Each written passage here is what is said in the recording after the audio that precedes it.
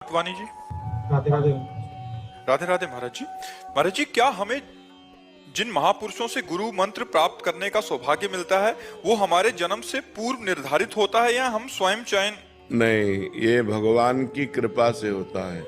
जब भगवान द्रवित होते हैं, कृपा करते हैं, तो वो संत महापुरुषों का सानिध्य प्रदान करते हैं। अब मोहि भाव भरोस हनुमंता, बिनु हरि कृपा मिले नहीं संता। ये हमारे पूर्व कर्म से नहीं मिले हैं, ये संत भगवान का जो साक्षात्कार है ये भगवान की कृपा से हुआ है। जब द्रवहि दीन दयालु राघव तो साधु संगति पाइए।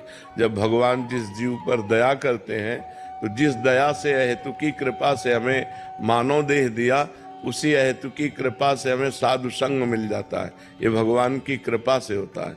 अगर साधु संग का निर्वाह कर ले जाए तो भगवत साक्षात्कार हो जाए। जिसे संत संग मिल गया उसकी मति गति कीर्ति सब सुरक्षित हो जाती है।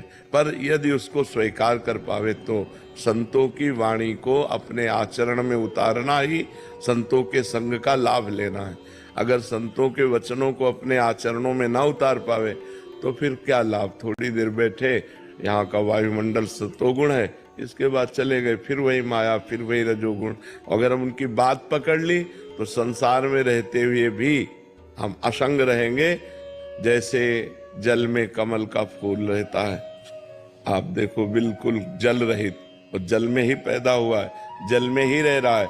ऐसे संसार में ही पैदा हुए, संसार में ही रहे, पर अनासक्त असंग भगवान के चिंतन से परिपूर्ण, कोई भी पापाचरण जीवन में नहीं। ये सब संत संग का प्रभाव होता है। तो जब हरि द्रवित होते हैं तो संत संग देते हैं। ये पूर्व जन्म से निर्धारित नहीं है कि हमको अब इस जन्म में संत संग मिलेगा, नहीं, ये भगवान की कृपा से।